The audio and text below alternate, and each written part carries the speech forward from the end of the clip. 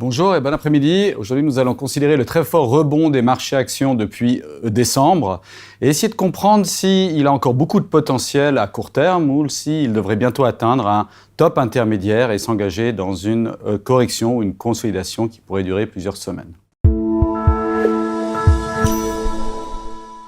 Nous allons utiliser pour ça notre plateforme fingraphs.com et commencer par le graphique du S&P 500. Ceci est un Investor's View et qui se compose d'un graphique weekly long terme avec un point par semaine pour une perspective à plusieurs trimestres. Un graphique daily, donc un point par jour pour une perspective sur les prochains mois. Et un graphique hourly, donc plusieurs points par jour selon les ouvertures et avec une perspective sur les prochaines semaines. Donc sur le S&P 500, nous sommes toujours dans une consolidation depuis les plus hauts que nous avons fait en octobre.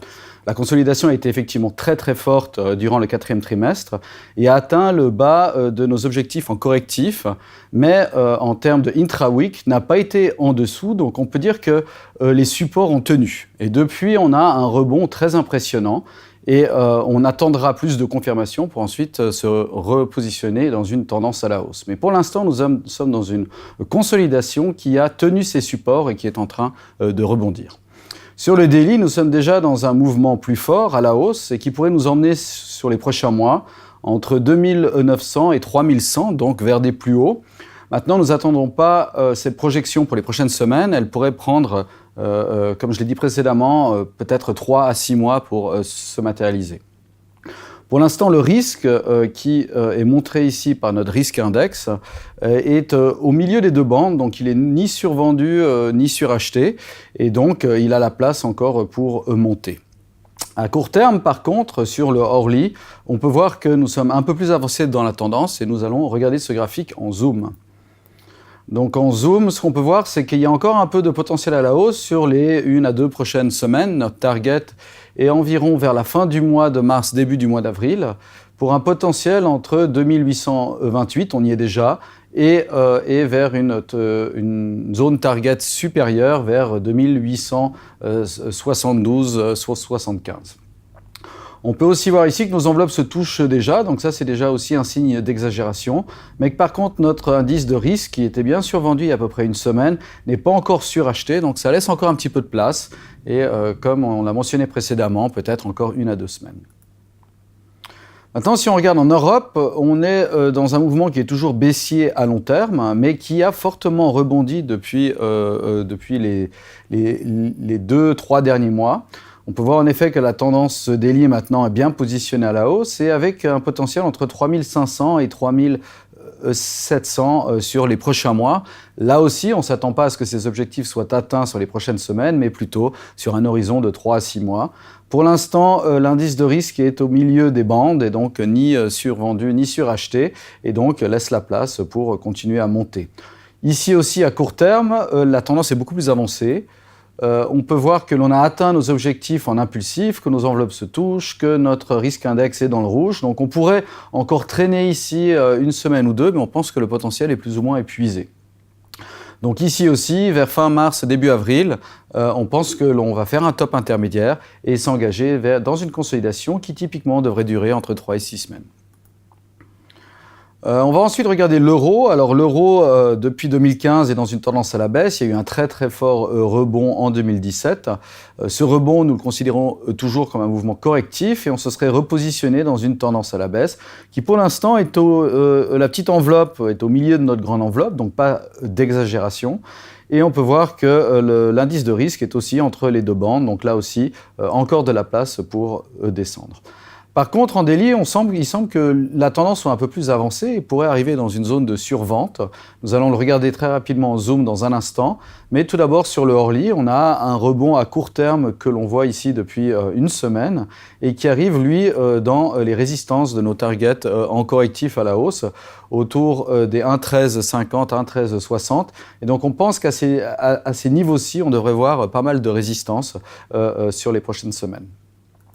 Donc pour la tendance en daily, on peut voir effectivement qu'on est toujours à la baisse, qu'il y a encore du potentiel entre 1,12 et 1,975, que pour l'instant, nos enveloppes se touchent ou commencent à se toucher et que notre risque index a fait un premier essai vers la zone de survente. Mais généralement, il faut un petit peu plus d'exagération pour faire tourner une tendance. Donc notre idée ici, c'est qu'on a un dernier mouvement baissier qui pourrait nous emmener sur la fin du mois entre la zone 1,12 et 1,10 à peu près. Et puis ensuite, un rebond peut-être plus conséquent durant le mois d'avril. Sur le dollar-yen, une tendance à la hausse très affirmée sur notre indice de tendance ici sur le long terme. Par contre, on veut la mettre un peu entre parenthèses puisqu'on n'a pas réussi à vraiment passer au-dessus de notre target en correctif qui serait théoriquement aux alentours de la petite enveloppe ici, autour d'1,16. Donc tant qu'on reste en dessous, on va considérer plutôt ce mouvement depuis 2016 comme une correction et donc à risque d'un retournement. Donc pour l'instant, on trouve que la tendance ici, impulsif, c'est peut-être un peu agressif et qu'on est plutôt dans un target en correctif. Et ce target en correctif a fait un fort mouvement de baisse ici sur le 4e trimestre et depuis un fort rebond qui lui aussi arrive dans ces zones de résistance. Donc on devrait voir plutôt du travail sur les prochaines semaines. Notre Orly est certes toujours haussier. On peut voir que nos tendances haussières laissent encore un potentiel vers 12,40, peut-être un petit peu plus haut. La tendance est toujours haussière. Le risque index est un peu retombé, donc pourrait repartir une dernière fois. Mais par contre, sur le Orly, on voit bien qu'on a eu un rebond très intéressant suite à une exagération et sur le risque index et sur les enveloppes et qu'on arrive maintenant dans les zones de résistance de nos targets en correctif. Et ceux-ci sont aux alentours des 1,1240 à peu près. Donc on pense qu'on va travailler peut-être encore la zone ici. Et puis peut-être à partir du mois d'avril, enchaîner avec une période de consolidation de 3 à 6 semaines avant un nouveau démarrage dans la deuxième partie du deuxième trimestre. Ensuite, enfin, on regarde l'or. L'or, lui, est dans un mouvement latéral depuis 2016. Il consolide. Il est allé taper déjà 2 fois ses supports, donc ça a l'air d'être des supports intéressants. Et la dernière fois, c'était cet automne avec un beau rebond. Un beau rebond qui n'a pas l'air tout à fait fini ici sur le daily et sur lequel on va se concentrer dans quelques secondes. Et tout d'abord, le Orly qui pourrait justifier d'une relance à la hausse.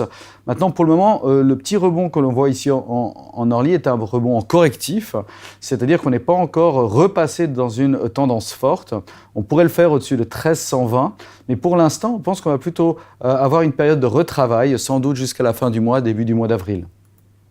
Lorsqu'on regarde le daily, on voit qu'on a eu effectivement un très fort mouvement de hausse jusqu'au mois de février, avec un top important, mais la tendance n'a pas l'air terminée. Elle pourrait encore se prolonger plusieurs mois, jusqu'à revenir dans une zone au-dessus de 1340, voire atteindre les 1390. On peut voir que la correction ici a été assez courte et on pense que par rapport à l'exagération que l'on avait ici, sa phase de consolidation va prendre encore un petit peu de temps. Donc on s'attend plutôt à du retest ici autour des 1300, voire un petit peu en dessous, jusqu'à la fin du mois et ensuite une dernière remontée pour aller retester les plus hauts de février, voire aller un petit peu plus haut. Et donc c'était notre prévision sur l'or. Je vous remercie beaucoup et je vous souhaite une bonne semaine.